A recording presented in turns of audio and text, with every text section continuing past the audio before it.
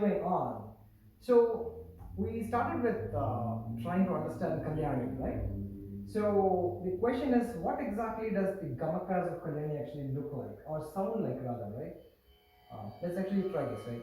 So the notes of the raw ingredients of Kalyani are sa, sa re ga ma pa da ni sa ni da pa ma ga re sa.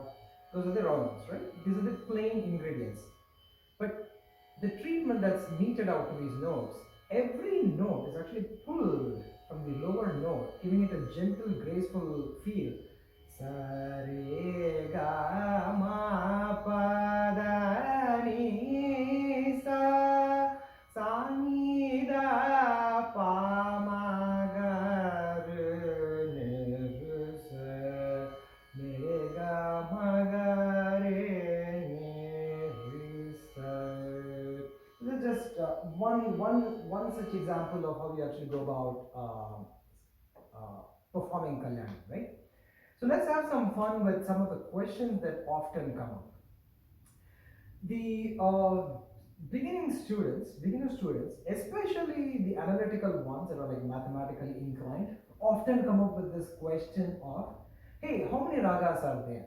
Is it possible to enumerate all of them mathematically and then see if you can have an exhaustive list of all the ragams possible? So I would say that question is probably as absurd as asking how many dishes are possible, how many dishes are there to make, right? Even if you say the list of ingredients that go into a food is like fixed, let's say, there's a lot more of them than there are like notes, so that's a different matter. It makes no sense to say like, there's only like that many dishes, right? Because for all practical purposes, there are an infinite number of dishes. Similarly, for all practical purposes, there are an infinite number of ragas actually possible.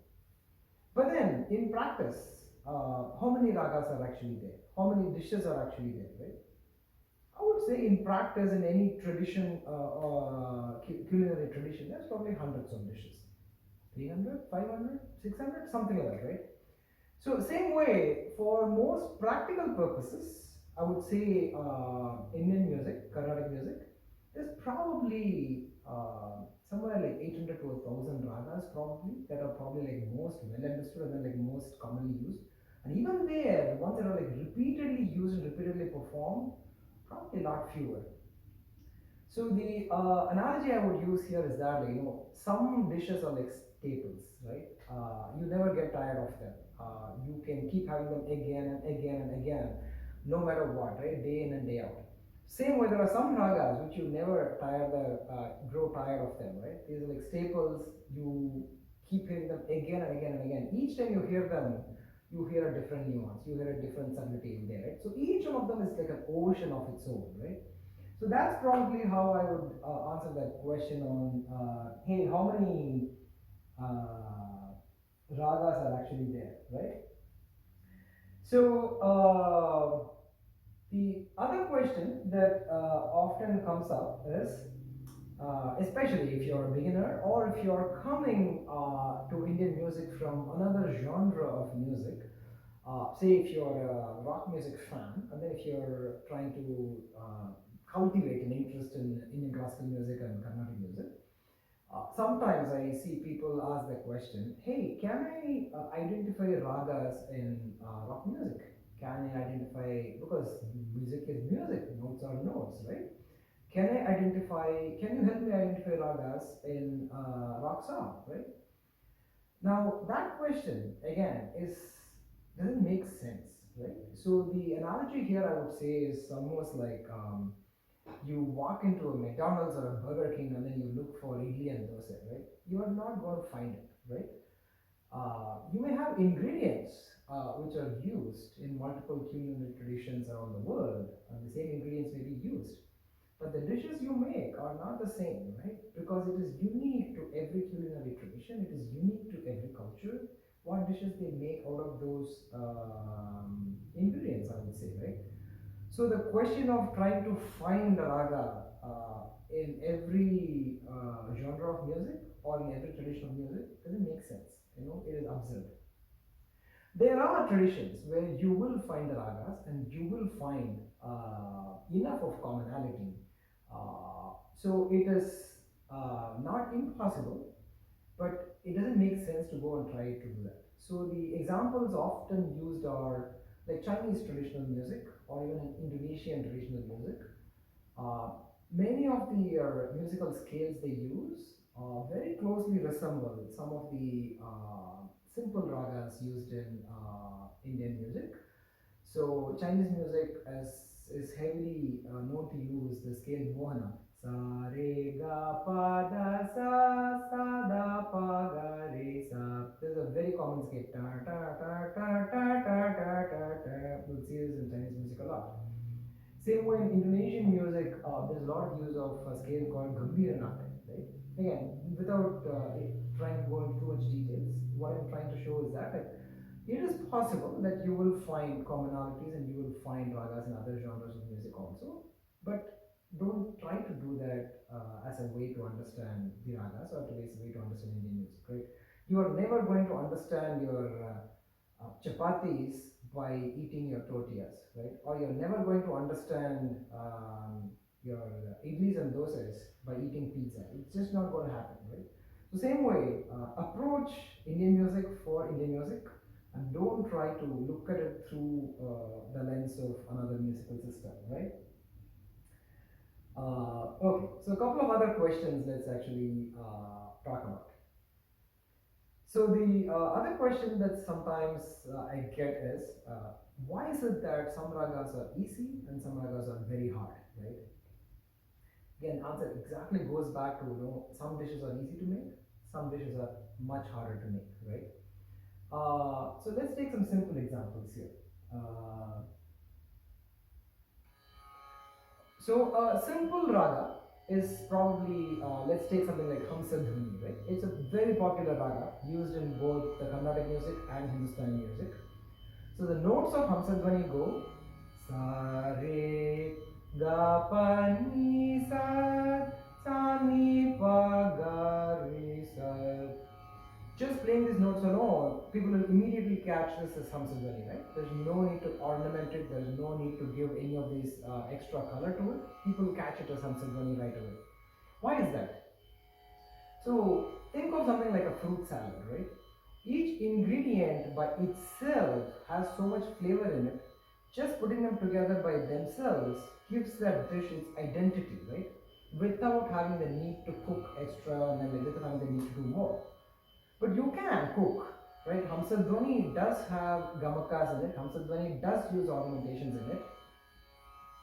But even if you're unable to cook, even if you're a novice to cooking, even if you don't know to light a stove and start cooking, right? You can still have a fruit salad, right? Similar to that, Hamsadhvani is something that you can have without lighting a fire, without attempting to cook, and it will still give you enough of a flavor, right? Of course, but if you can cook more, if you're able to bring all those nuances and subtleties, it's even better. It's like, into your fruit salad, you add some poached pear or whatever, some other nicely cooked ingredient. It is going to give it that extra flavor, right? So that is what makes some ragams quite simple and very easy to grasp, so to speak, right? But then there are other ragams where the ingredients in the raw form don't give out that flavor at all, and unless you ornament the notes, unless you cook the notes, unless you apply the right gamakas, the flavor never comes out, right? So the example always used in Carnatic music is the raga Thodi, right? The full name is actually Hanumat Thodi. If you're familiar with the Medakatta chart of Carnatic music, it is scale number 8, the raga number 8. So Thodi is considered the mother of all ragas, right?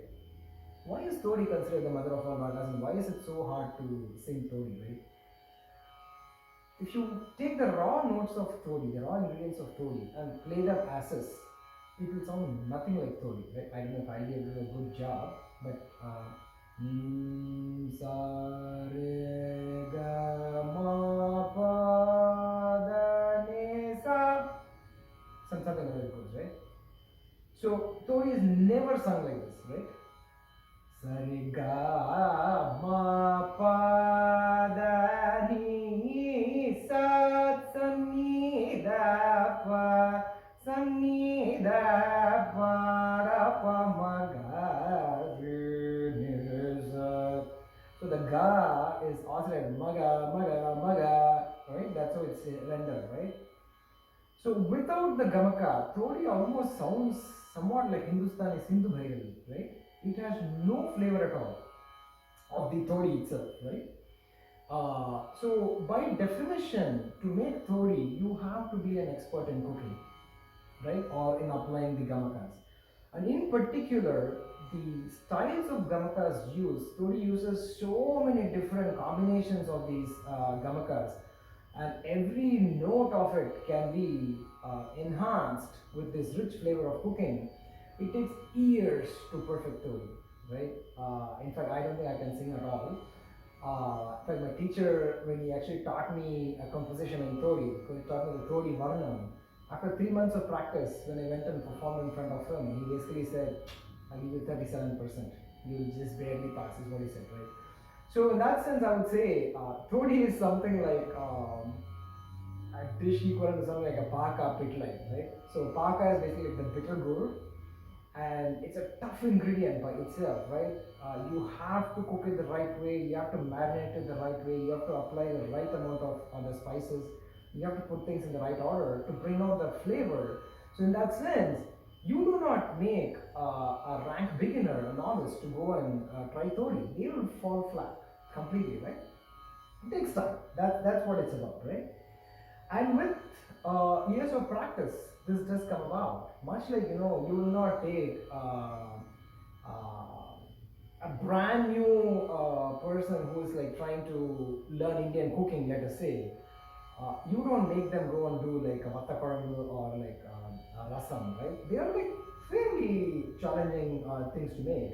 You would start out with something very simple like cucumber, carrot salad or something like that, right? Or like kosambari or some simple salad or something like that. So that's basically the analogy I would say, if it helps. Right?